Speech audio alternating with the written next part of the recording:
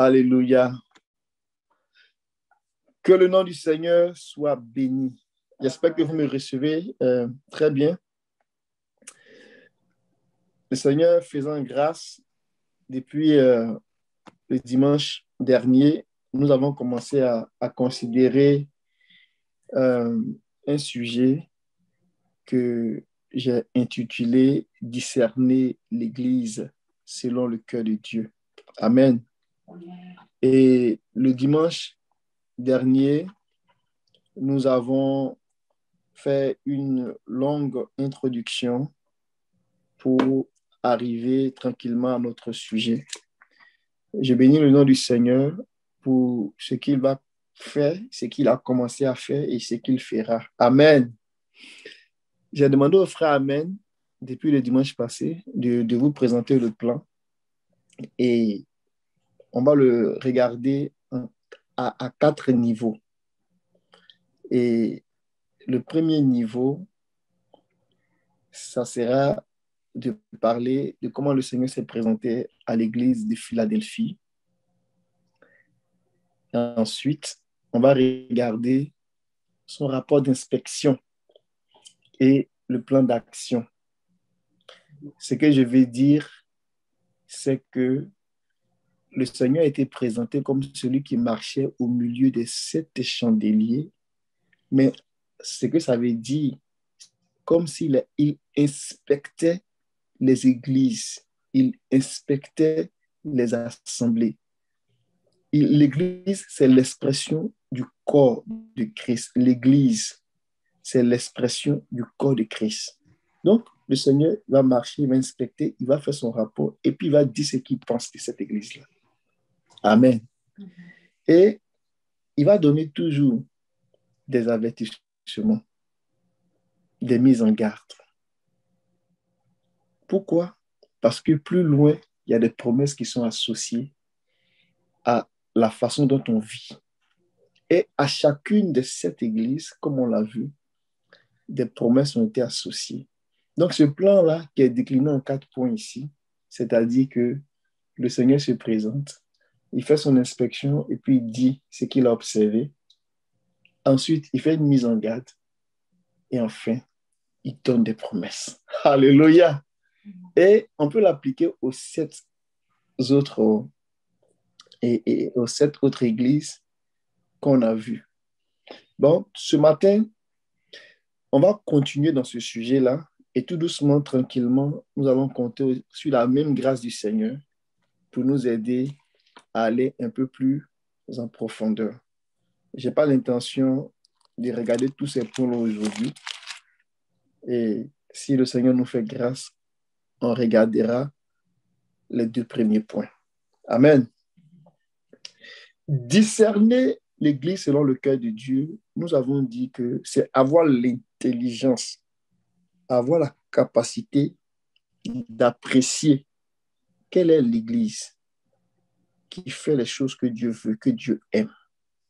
Mais quand nous parlons d'Église, nous ne parlons pas d'un bâtiment. Nous ne parlons pas d'un groupe de personnes qui s'est levé un matin, ils ont écrit des statuts et puis se sont mis ensemble. Nous ne parlons pas d'une camaraderie humaine. Lorsque nous parlons de l'Église, il y a beaucoup d'images dans les Écritures qui sont associées à l'Église. Nous parlons d'une réalité spirituelle.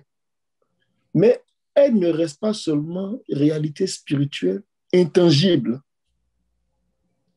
mais elle s'exprime, elle se manifeste, elle se vit. Et donc, quand nous parlons de l'Église, voyons, comprenons, saisissons qu'il est question d'une réalité spirituelle invisible qui se rend visible. Mais ce n'est pas n'importe quelle réalité spirituelle invisible. Le Seigneur est venu et il a donné des précisions pour qu'on puisse saisir cette réalité-là. Donc, nous avons dit que ce que Dieu est en train de faire de façon ultime n'est pas déconnecté de ce qu'il a commencé à faire depuis le début, à savoir créant l'homme à notre image, selon notre ressemblance. Ça, c'est le principe fondamental. C'est le projet de Dieu. Et c'est ce qui conditionne et c'est ce qui dirige toutes les Écritures.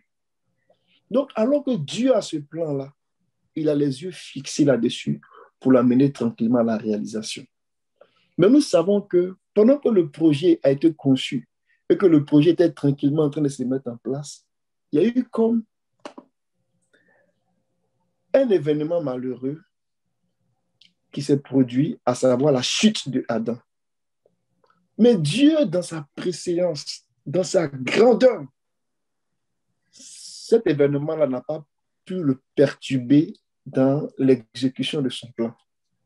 Son plan est resté intact, dans le sens que il a rapidement, si je peux dire ça comme ça, intégré d'autres aspects pour que cette parole qui dit « Faisons l'homme à notre image, selon notre ressemblance » soit vraie de tous les âges, dans tous les temps, dans toutes les périodes. Pour que cette parole-là demeure vraie, Dieu a intégré rapidement ce qu'il fallait pour que l'homme, malgré sa chute, puisse se retrouver.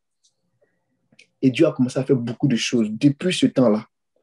Mais quand lui-même, il s'est envoyé et qu'il est venu dans la chair, il y a environ maintenant 2000 ans, et qu'il était considéré, et qu'il est considéré comme le repère même de l'histoire des hommes, depuis cet instant-là, son projet a atteint ou bien est rentré dans une autre phase. Et quand il est arrivé, lui-même, il a dit, je bâtirai mon église.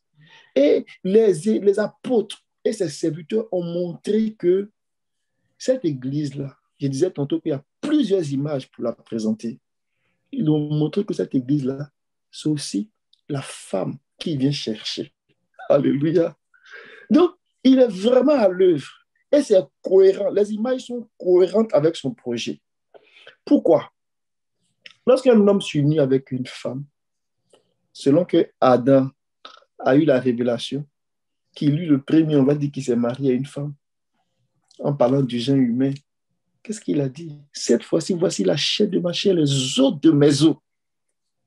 Donc, nous comprenons par là que l'union de l'homme et de la femme, c'est l'union de deux êtres qui sont dans la même réalité, qui sont de même nature.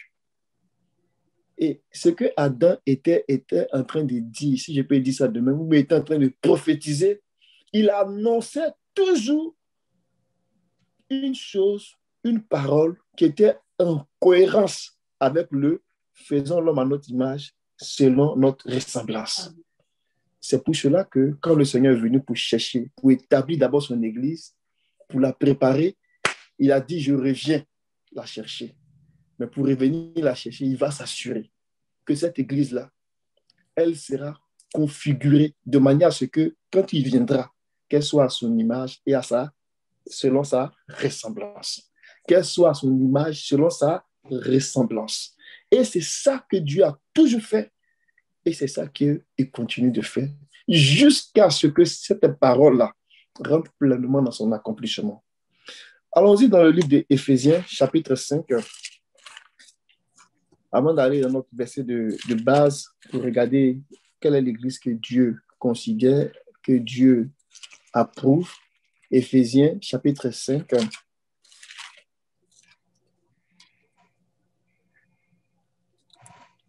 On va lire le verset 26 au verset 27. Non, pas lui-même au verset 28, s'il te plaît. Afin de la sanctifier par la parole, après l'avoir purifiée par le baptême d'eau, afin de faire paraître devant lui cette Église glorieuse, sans tache, ni ride, ni rien de semblable, mais sainte et irrépréhensible. C'est ainsi que les maris doivent aimer leur femme comme leur propre corps. Celui qui aime sa femme s'aime lui-même. Alléluia. Ce verset, on le connaît très bien. Mais regardez comment il est amené. Dépendamment des versions, là, je vais vous faire l'économie de certains détails. Au verset 26, on dit que afin de la consacrer en la purifiant par le bain d'eau et la parole. Dans certaines versions, il y a quelques changements, c'est dit différemment, mais l'idée ici, on dit que il la consacre et il la purifie par la parole. par l'eau de la parole. C'est vraiment très important. Mais pourquoi il fait ça? Parce qu'il a un but au verset 27. Il veut se la présenter. Il veut la faire paraître devant lui. Comme quoi? Comme étant une église qui est glorieuse, une église qui est sans tache, une église qui n'a ni ride, ni aucune autre chose qui soit semblable, mais qui est sainte et sans défaut. Donc, on ne peut pas avoir le verset 27 si le verset 26 n'a pas fait son œuvre. Or, le verset 26 qui fait son œuvre là, c'est la parole qui purifie l'Église. C'est la parole qui configure l'Église. C'est la parole qui transforme l'Église pour que, à la fin de la journée, il puisse se la présenter sans tache, sans défaut, ni ride, ni rien de semblable. Elle est glorieuse. Elle brille. Elle est sainte. Amen. Donc, c'est ça que Dieu est en train de faire. Et donc, il donne une grande vision à Jean. Et puis, c'est comme s'il faisait Jean rentrer dans le temps. Et Jean parcourait toutes les églises du monde, dans tous les lieux, dans tous les endroits, dans toutes les assemblées, dans toutes les villes, dans toutes les localités. Et l'Esprit de Dieu qui fait toutes ces choses-là est comme arrivé à les catégoriser en 7 églises. Et l'église de Philadelphie était l'église qui avait l'approbation du Seigneur, qui s'est distinguée parmi ces saints-là de façon très, très satisfaisante, de façon à ce que le Seigneur lui-même a dit, ils vont voir que je t'ai aimé.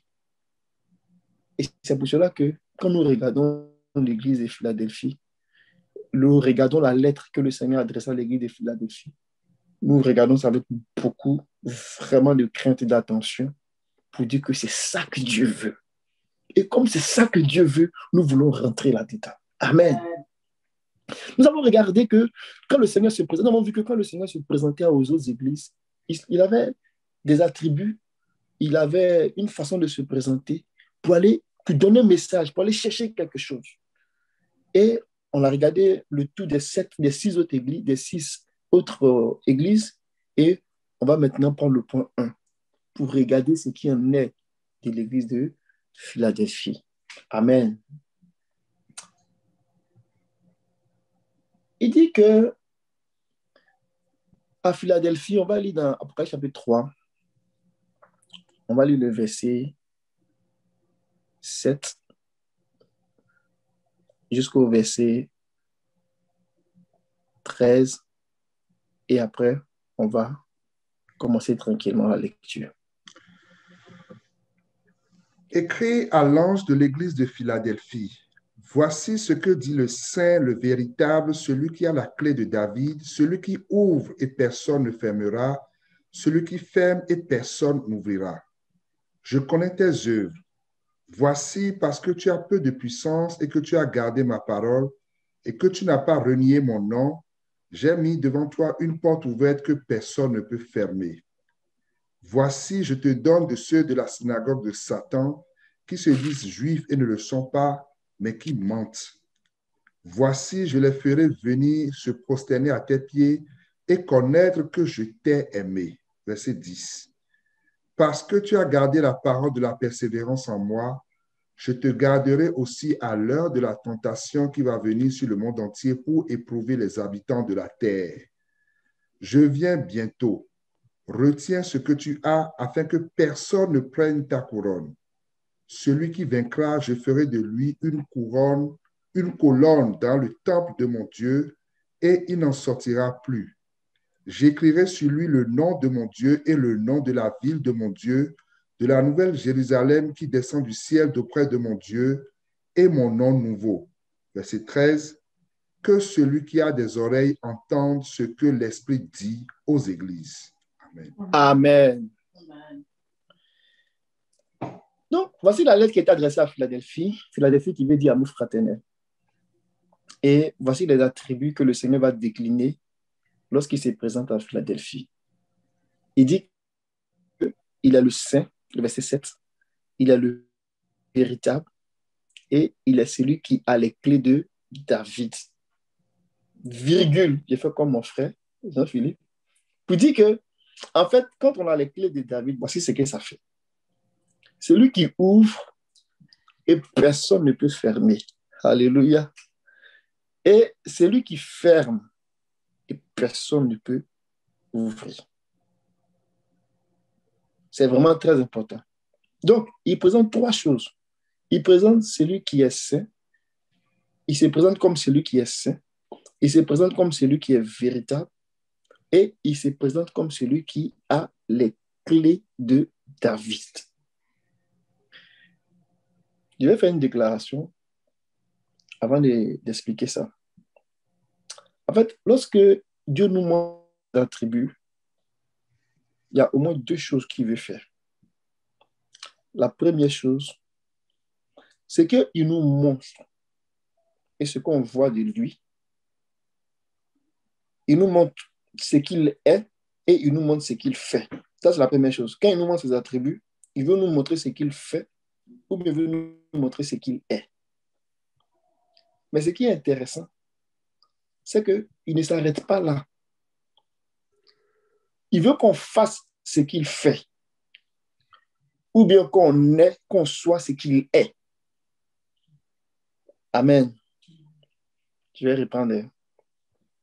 Quand Dieu vient à nous et puis il se présente, ou bien il nous décline, ou bien il nous révèle une caractéristique de ce qu'il est, ou bien il nous montre un de ses attributs, ce n'est pas juste comme ça.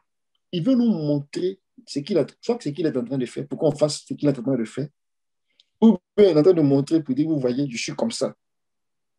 Mais je veux que tu fasses ce que je fais, mais je peux même aller plus loin. Je veux que tu sois ce que je suis. C'est vraiment glorieux. Parce qu'il n'est pas obligé de montrer. Il peut se cacher et puis on ne saura rien. Mais on voit que durant l'histoire de l'homme, il s'est montré sous certains angles, différents angles, pour qu'on puisse voir ce que ce Dieu-là est capable de faire, ou bien ce que ce Dieu-là est, comprendre vraiment l'étendue, même si l'homme n'arrive pas à tout saisir. Mais ce qu'il nous montre là, ça nous donne une idée de sa grandeur. Je vais vous donner un exemple. Dans le livre de Apocalypse, chapitre 7, verset 12, on présente des attributs.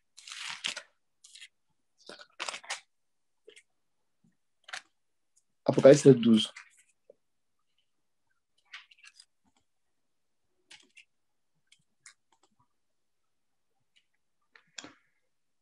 En disant Amen, la louange, la gloire, la sagesse, l'action de grâce, l'honneur, la puissance et la force soient à notre Dieu au siècle des siècles. Amen. Amen. Ces attributs-là appartiennent au Seigneur. C'est exclusif au Seigneur. Mais ce qui est glorieux là-dedans, c'est que chacun de ces attributs qu'on voit là, il veut partager ça avec nous. Amen. Dans Sophonie 3, verset 16, il dit, il crie, il fait des cris de chants. On ne va pas le lire, sinon ça va nous éloigner. Il fait des cris de chants pour nous. Alléluia. Il dit dans comment dirais-je, il dit que il est celui qui est sage. Il a donné la sagesse à Salomon. Alléluia. Quand il a créé Adam, il a couronné d'honneur et de gloire. Mais ce sont ces choses-là lui appartiennent. Mais il a donné ça à Adam.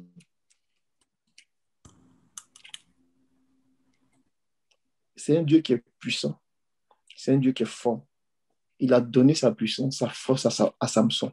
Il a donné un peu, si je peux m'exprimer comme ça. Donc, ce sont des choses qui sont en Dieu et Dieu veut aussi nous les donner. Amen. Donc, quand le Seigneur se présente à Philadelphie et puis il dit qu'il est celui qui est saint, le Seigneur est en train de mettre l'accent sur le caractère moral. Amen. Il met l'accent sur la beauté morale de Christ. Il met l'accent sur le fait que lui, là, il est loin il est à part, il est différent du monde. Il est mis à part, il est saint. Tout autour de lui, là, c'est sainteté. Il n'a rien à voir avec le péché. Donc, lui, ce caractère de sainteté-là, c'est sa personne, c'est ce qu'il est. Mais c'est quoi le problème avec la sainteté? Qu'est-ce que ça nous apporte? Qu'est-ce qu'on fait avec ça? La sainteté, là, que le Seigneur ouvre nos yeux là-dessus. En fait, il y a deux choses qui sont en permanence, qui sont en lutte permanente. La vie et la mort. Et nous rendons gloire à Dieu parce que la vie a le dessus sur la mort. Amen. Mais ce qui donne la force à la mort, là, c'est le péché. Mais ce qui donne la force à la vie, c'est la sainteté. Donc, quand Dieu est rempli de sainteté, là, j'ai envie de dire quelque part, c'est comme le moteur même, la force même qui alimente la vie qui est en lui. On va lire dans Romains 6.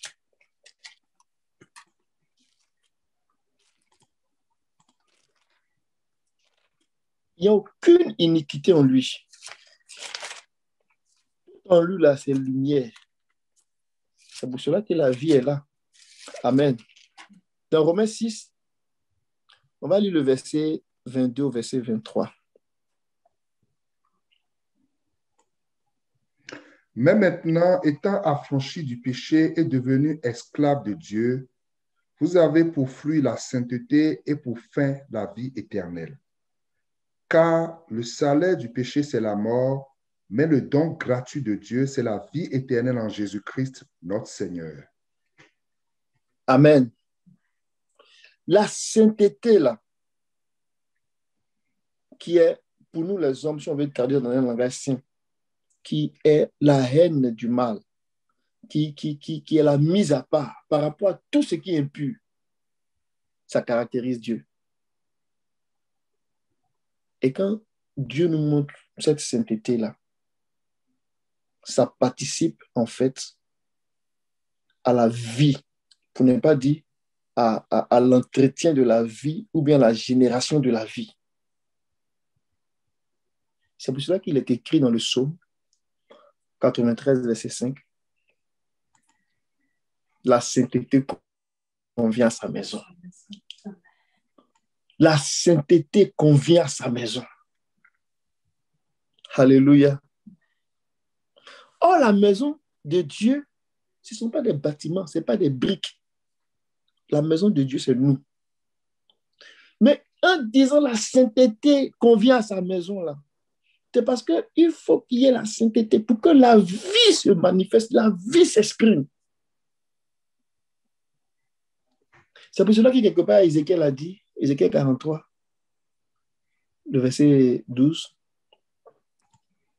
la loi qui doit gouverner sa maison, c'est la sainteté. Alléluia. C'est la sainteté qui gouverne la maison de Dieu. Telle est la loi de la maison. La loi de la maison de Dieu, là, c'est la sainteté. Donc, du haut du sommet de la montagne jusqu'au bas de la montagne, tout doit être saint. C'est pour cela que le souverain sacrificateur lui-même, quand il est habillé dans ses habits de sacerdoce, là, de ministère, il mettait une tiare. Et il y avait comme une lame en or qui chipotait la tiare, qui mettait sur sa tête une sorte de diadème de couronne sur laquelle était écrit « Sainteté à l'Éternel ». Et Cantique des Cantiques va nous dire que mon bien-aimé, là, sa tête est comme de l'or pur. Alléluia. Mes amis, la sainteté ici, là, ça réfère vraiment à la pureté. Ça réfère vraiment à la mise à part. Dieu n'a rien à voir avec le mal. La Bible dit qu'en lui, il n'y a aucune iniquité. Parce que la puissance qu'il a, ce qui donne la force à la mort, là, c'est le péché. Mais ce qui donne la force à la vie, là, c'est la sainteté. C'est la sainteté. Alléluia. Le péché agit par une loi. La loi du péché. Mais la vie aussi agit par une loi. La loi de sainteté, qui est la loi de l'esprit de vie en Jésus-Christ. Que Dieu nous aide. Donc, celui qui est saint là, il se présente, il dit à Philadelphie, je suis vraiment celui qui est saint. Je suis le véritable. Le véritable, on avait peut-être effleuré un peu la semaine dernière. Je n'ai pas m'attarder là-dessus. Mais je vais aller, je vois que le temps avance. Je vais aller sur le deuxième aspect, le troisième aspect. Le véritable, là, je vais dire deux mots que j'avais déjà dit. Que c'est lui qui est celui qui est fiable. Est-ce que tu es dans une situation où tu cherches quelqu'un qui est fiable? Dès que tu allais voir des gens, donner trois rapports différents, puis chacun dit pour lui. Et puis tu dis, mais à quel saint me vouer? Celui qui est saint, là, il est aussi fiable. Donc lui, tu peux te vouer à lui. Alléluia. Il y a quelqu'un qui est saint, mais qui est véritable, qui est fiable.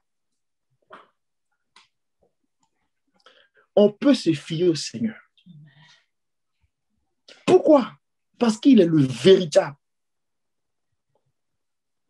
Et cette image qu'il présente à l'église, là, on va voir plus loin. Il va dire, parce que tu as fait ça comme ça, tu as fait ça comme je voulais, Philadelphie. On peut se fier à toi. Ça veut dire quoi? Il dit, j'ai fait de toi une colonne. Alléluia. Je vais faire de toi une colonne. Quand on dit quelque chose est colonne, là, on peut s'appuyer là-dessus. Il dit, je vais faire de toi une colonne dans ma maison que personne ne pourra enlever. Tu n'en sortiras plus. C'est ça, la fiabilité. Quelque chose de sûr. Le Seigneur est vraiment un Dieu sûr. Mais ça fait longtemps que je prie, mais puis je ne vois pas les choses. Est-ce que votre affaire là, ça marche même? Moi-même, ma vie est trop compliquée. Je vois que pour les autres, ça va vite, mais pour moi, là, ça dure trop. Il n'a pas changé. Notre Dieu est fiable. Amen. Parce qu'il est fiable, l'église qu'il est en train de préparer, il dit, il va faire d'elle. Dans 1 Timothée 3, verset 15, il dit, je ferai de l'église la colonne et l'appui de la vérité. La colonne et l'appui de la vérité. L'église est fiable. Mais quand on parle de l'église, on n'est pas en train de parler vraiment de n'importe quoi. On parle de quelque chose de sérieux. Et aujourd'hui, quand les gens, les journalistes ou bien les hommes de ce monde, quand ils parlent de l'église, ils voient l'église catholique. Et quand les hommes qui ne connaissent pas Dieu, ils voient tout le mal que l'église catholique les a fait, ils se disent, mais si c'est comme ça, votre Dieu qui est fiable, si c'est lui qui est comme ça, là, arrêtez de nous embêter là. Parce que ça, là, ça n'a rien de juste, ça n'a rien de beau, ça n'a rien de vraiment d'extraordinaire. C'est trop charnel, c'est trop humain, c'est trop diabolique. On ne parle pas des bâtiments, on ne parle pas de l'église catholique, on ne parle pas de l'église protestante, on ne parle pas des églises des hommes. Quand on parle de l'église, on parle d'une réalité spirituelle qui est dans les cieux et qui s'exprime au travers des gens qui sont nés de nouveau, qui ont compris, qui ont vu cette réalité-là et qui commencent à se laisser, j'ai envie de dire, transformer par cette réalité-là. Donc, l'Église, ce n'est pas vraiment des bâtiments, ce n'est pas une pensée de l'homme. C'est pour cela que Dieu a voulu donner, pour ne pas dire que Dieu a donné à l'Église un statut particulier. Et il dit même que c'est au travers de l'Église que toutes les puissances dans le monde vont apprendre. On va dire ça dans Éphésiens 3. Éphésiens 3, le verset 10. Ne confondons pas ce que le monde dit de ce que Dieu dit. Ça n'a rien à voir. Ça n'a rien à voir. Oh, si on n'avait pas une bonne connaissance de ce Dieu-là, approchons-nous de lui humblement. Il va nous montrer qui il est. Amen. Amen. Dans Éphésiens 3, le verset 10, il dit « Afin que la sagesse de Dieu, dans sa grande diversité, soit maintenant portée par l'Église à la connaissance des principats, des autorités dans les lieux célestes. » C'est l'Église que Dieu a choisie pour enseigner même les anges. Même le diable, même là, il n'a pas l'intelligence. Il n'a même pas, il n'a même pas l'intelligence de l'Église. Il ne peut même pas l'avoir. Parce l'Église détient cette intelligence-là de Dieu. Et Dieu a choisi l'Église. Donc, l'Église qui est selon Dieu là, quand Dieu pense à l'Église là, il voit cette réalité-là qui est comme lui en fait. Il voit cette réalité-là qui a été configurée à son image. Je vais m'arrêter là pour ce point-là. Vraiment, le Seigneur est fiable. Il est la pierre de prix, il est la pierre angulaire. S'il tombe sur toi, il t'écrase. Si tu tombes sur lui, tu es brisé. Donc, il n'y a pas une situation qui va résister devant lui. Amen. Donc, on peut lui confier toutes sortes de problèmes. On peut lui confier toutes sortes de situations qu'on traîne depuis des années. Ou bien des situations pour lesquelles on ne sait même plus qu'est-ce qu'il faut faire. On ne sait plus à quel saint se vouer. Il y a un saint auquel on peut se vouer. Amen. C'est le Seigneur. Et ce même saint, on dit, les Écritures déclarent qu'il est véritable, il est fiable. Mais ce n'est pas fini. Il dit, il est celui qui a les clés. Il tient les clés de David. Mais tenir les clés de David, ça veut dire quoi? On va regarder ça un peu. Allons-y dans Ésaïe. Ésaïe 22.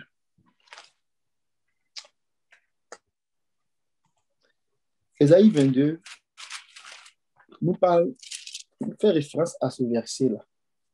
C'est lui qui tient les clés de David. Nous savons que David a été un grand roi, David dans la chair. Mais nous savons aussi qu'il était prophète. Et qu'il a fait beaucoup de choses qui préfiguraient, qui annonçaient, qui ne parlaient pas de lui-même, mais qui parlaient du Seigneur. Donc, il a été cité en référence dans beaucoup de choses. Et ici, dans Ésaïe 22, verset 22,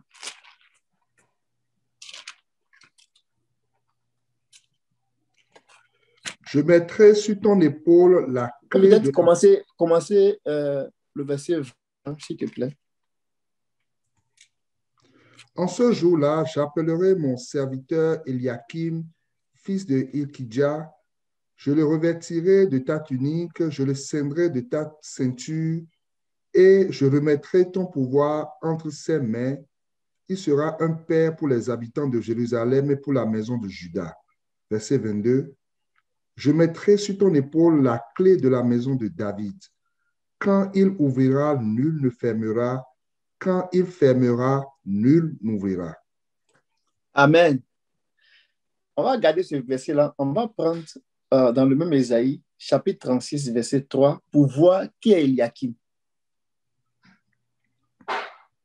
On ne va pas trop s'étaler. On va juste contextualiser Eliakim et puis on va revenir sur notre verset. Alors Eliakim, fils de Hilkidja, chef de la maison du roi, se rendit auprès de lui avec Shebna, le secrétaire, Joach, fils d'Azaph, l'archiviste. Amen. Chef de la maison du roi. Donc, dans d'autres versions, on va dire l'intendant de la maison. Maintenant, retournons s'il te plaît, mon frère, dans Ésaïe 22. Eliakim, ça veut dire celui que Dieu a établi. C'est joli comme hein? Ça va inspirer plusieurs. Eliakim, celui que Dieu a établi. Amen. Amen. Mais pas n'importe comment. Chef de la maison de Dieu, intendant de la maison de Dieu. Mais celui qui est intendant de la maison de Dieu, là, Vous savez, quand Nebuchadnezzar est venu pour détruire, on va dire, le trésor, le temple, tout ça, je crois dans 2 Rois 24, on peut le lire. On va revenir là pour voir un peu l'importance de celui qui est internement dans la maison de Dieu. 2 Rois, pourquoi c'est la bonne référence? 2 Rois 2, 24.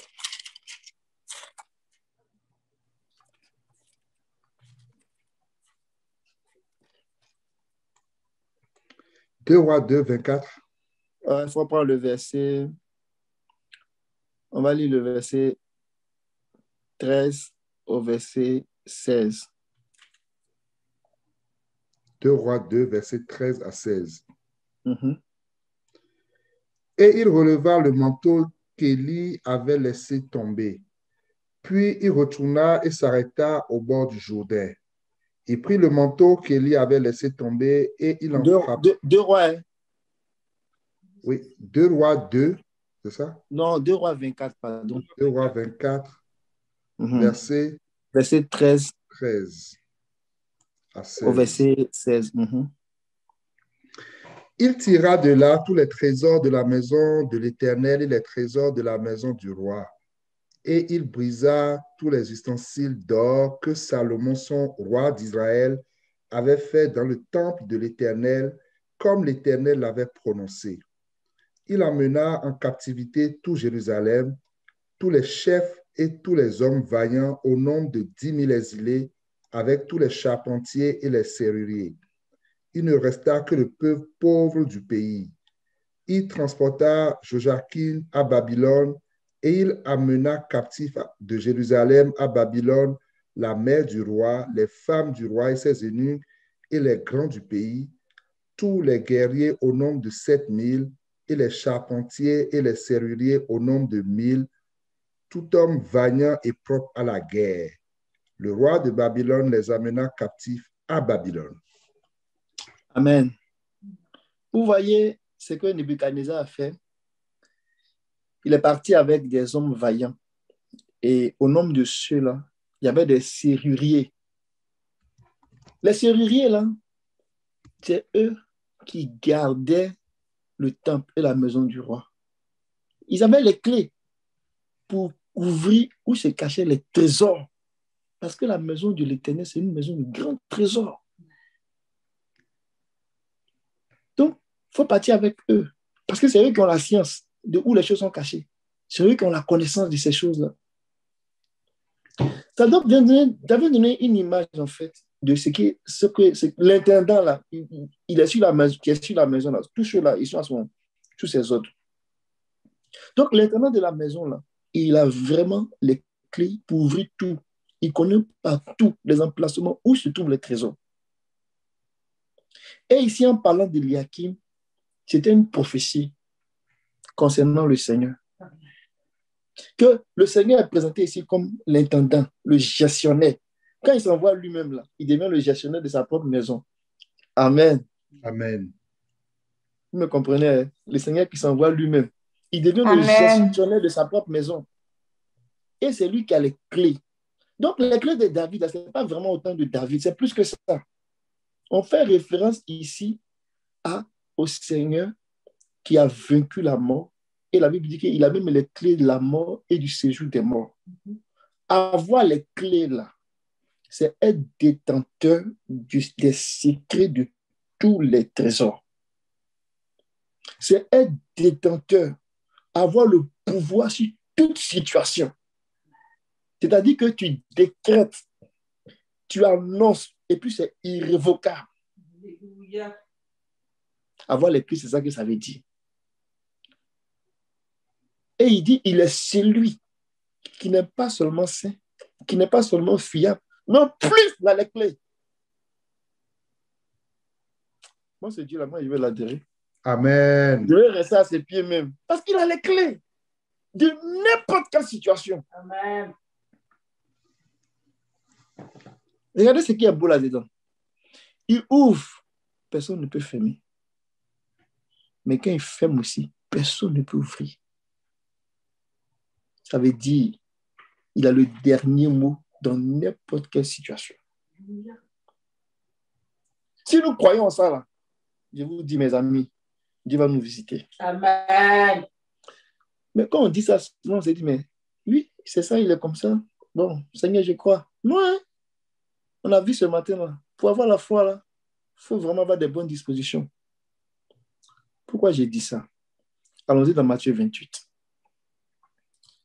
Après sa résurrection, il a fait 3 ans et demi. Il a marché sur la terre des hommes. Il a fait des miracles, des guérisons. Il est mort. Il a été ressuscité. Il a commencé à leur parler pendant 40 jours de toute cette réalité spirituelle qui est cachée, qu'il veut maintenant révéler là. Il leur a parlé de ça, du royaume de Dieu qui va venir maintenant s'exprimer avec force et puissance. Et regardez ce que les gens ont fait. Ses disciples, Matthieu 28, verset 16 au verset 18. Les 11 disciples allaient en Galilée sur la montagne que Jésus leur avait désignée. Quand ils le virent, ils se prosternèrent devant lui. Mais quelques-uns eurent des doutes. Jésus s'étant approché leur parla ainsi. Tout pouvoir m'a été donné dans le ciel et sur la terre. Alléluia. Amen. Il est en train de me dire que j'ai la clé. Je vous dis, mes amis, j'ai la clé. Tout pouvoir m'a été donné dans les cieux et sur la terre. Je vous avais dit ça déjà et je vous le redis encore. M'ont dit quelques-uns avaient des doutes. Que nous ne serons pas au nombre de ceux-là. Oh, je t'en supplie, mon roi. Que nous ne serons pas au nombre de ceux qui ont des doutes. S'il a vraiment les clés. Il a vraiment les clés. Il a vraiment les clés. Non seulement il a les clés pour nous faire connaître les trésors de la maison de Dieu. Les trésors enfouis, les trésors qui sont cachés. La Bible dit dans Colossiens que tous les trésors sont cachés en Dieu là, sont cachés en Christ. C'est lui qui peut donner accès à ces trésors-là. Les trésors ici là, c'est pas des choses physiques. Dieu est capable de donner des choses physiques. Dieu est capable de donner du matériel, mais il est capable de donner au-delà. Et les trésors les plus grands que Dieu nous donne, ce sont ses attributs. Ce qu'il est, par exemple, la sagesse qu'il est là, nous donner ça, c'est quelque chose de très grand. La vie éternelle, ce sont les attributs, l'immortalité. Ce sont les grandes richesses que Dieu nous donne. Mais il dit que c'est lui qui a les clés.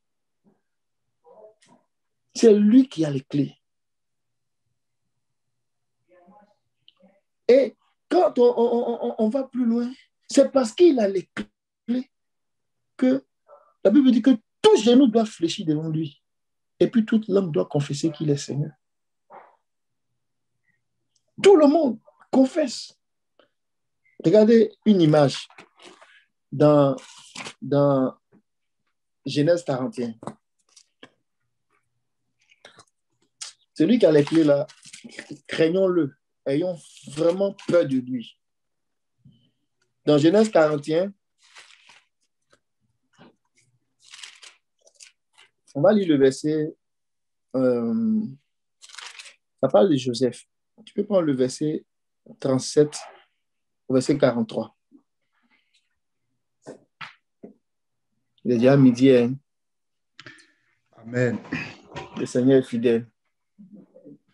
Ces paroles plurent à Pharaon et à tous ses serviteurs. Et Pharaon dit à ses serviteurs, trouverions-nous un homme comme celui-ci, ayant en lui l'Esprit de Dieu? Et Pharaon dit à Joseph, puisque Dieu t'a fait connaître toutes ces choses, il n'y a personne qui soit aussi intelligent et aussi sage que toi. Je t'établis sur ma maison et tout mon peuple obéira à tes ordres. Le trône seul m'élèvera au-dessus de toi. Pharaon dit à Joseph, vois, je te donne le commandement de tout le pays d'Égypte. Pharaon ôta son anneau de la main et le mit à la main de Joseph. Il le revêtit d'habits de fin lin et lui mit un collier d'or au cou. Il le fit monter sur le char qui suivait le sien, et l'on criait devant lui à genoux, C'est ainsi que Pharaon lui donna le commandement de tout le pays d'Égypte. Amen. Amen. Ici, là, on nous raconte l'histoire de Joseph en Égypte, mais ce sont des images très fortes qui nous parlent des réalités à venir au moment où ça s'est passé. Joseph, ici, il représentait le Seigneur dans la chair. Donc, je vais dire, en tant que fils de l'homme. Et Pharaon était une image du Seigneur qui était assis sur le trône.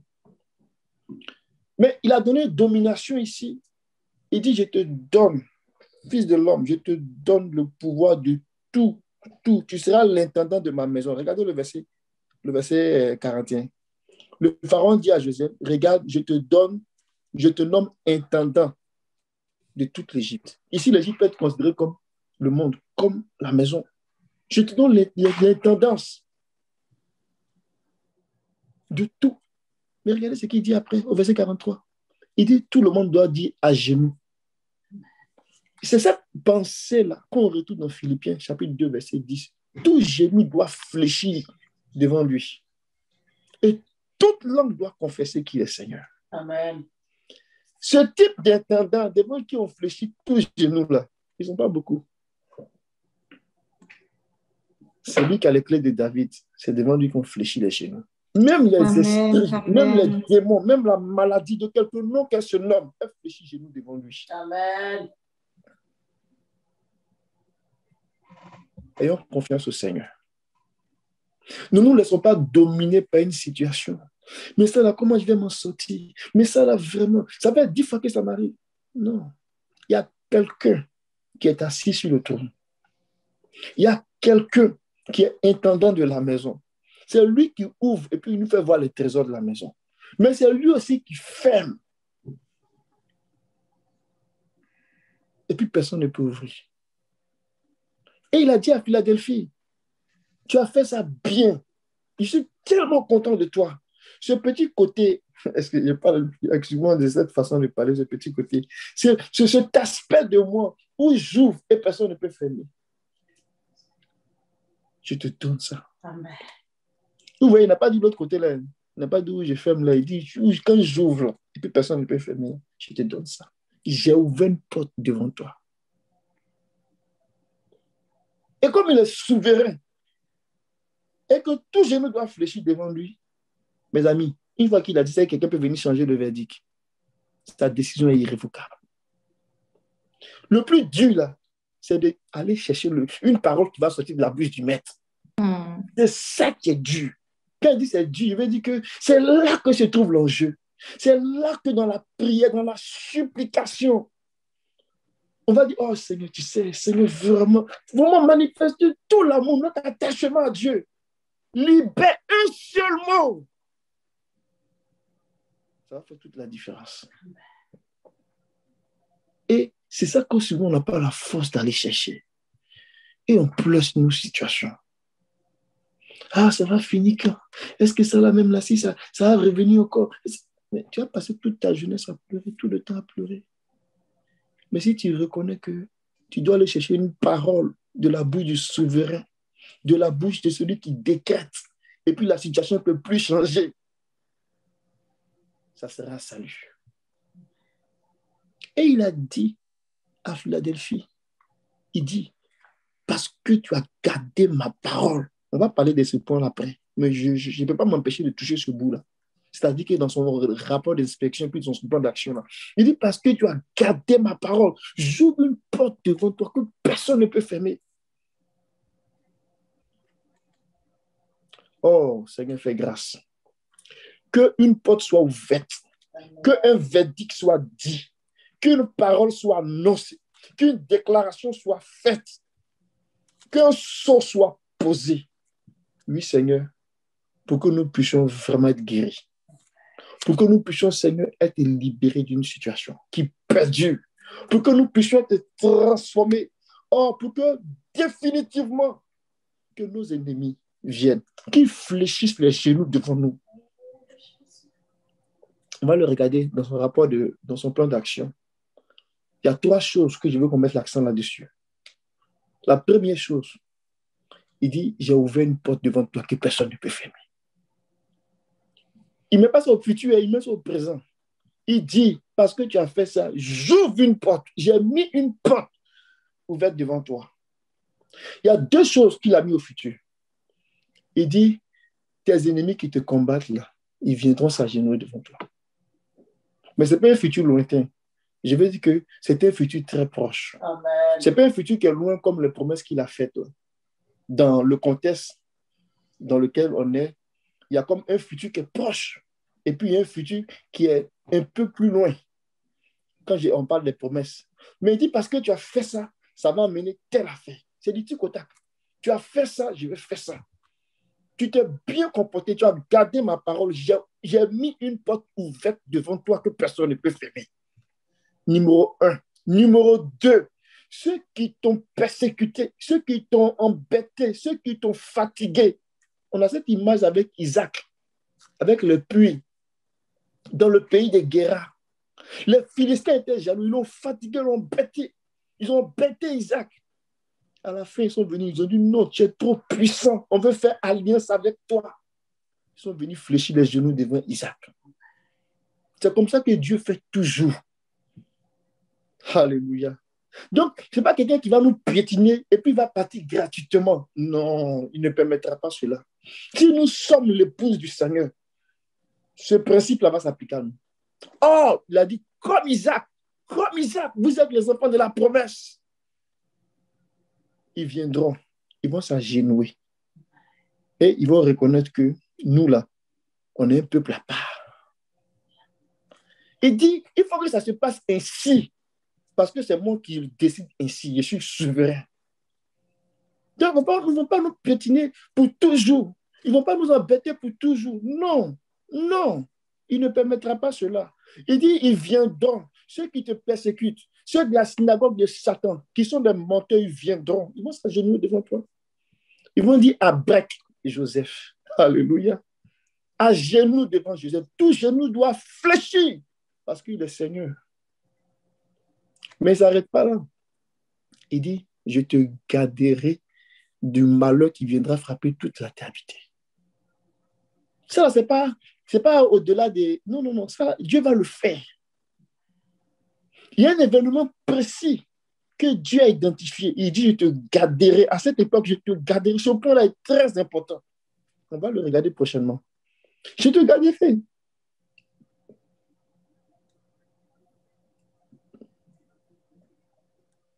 Il a gardé Noé pendant le déluge. Noé n'est pas allé quelque part. Noé était sur la terre. Quand le jugement venait, Noé était sur la terre. Noé n'a pas été pris quelque part pour partir. Il était là, mais le jugement ne l'a pas atteint, comme ça atteint les hommes de son époque. Israël, ils étaient en Égypte à Goshen. Quand les premiers-nés de Pharaon étaient frappés dans leur rein, dans leur fosse, Israël était là. Aucun premier-né n'a été touché. Même le premier-né des animaux n'a pas été touché. Or, ce n'était pas le cas pour Pharaon et son pays. Donc, quand le Seigneur fait ça là, il est en train de montrer que je vous ai dit que ceux-là, ils m'appartiennent, c'est mon peuple. Je vais vous démontrer que c'est mon peuple. Donc, pendant que vous allez vivre des situations vraiment difficiles, ils vont vivre autres situations. Que Dieu nous garde. Amen. Que Dieu nous garde. Amen. Donc, c'est que le Seigneur, quand il dit, ils verront que j'étais aimé là, c'est que le Seigneur a vu dans les filets, c'était grand. Il dit, tu as gardé ma parole. À cause de ça, là, je te couvre de ma souveraineté. Je te couvre de mes verdicts. Et je vais dire une chose que personne ne pourra renverser. Soyons sûrs que nous sommes du côté du Seigneur. Le reste, là, ça appartient au souverain. Amen.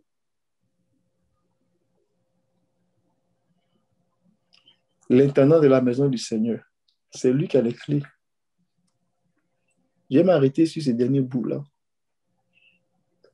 Il est celui-là même qui, en termes de celui qui ferme et personne ne peut ouvrir, il a ordonné à ce que l'ennemi, le diable, soit enfermé dans l'abîme.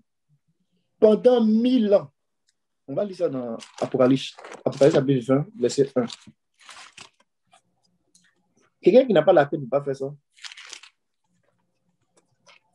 Le diable allait sortir.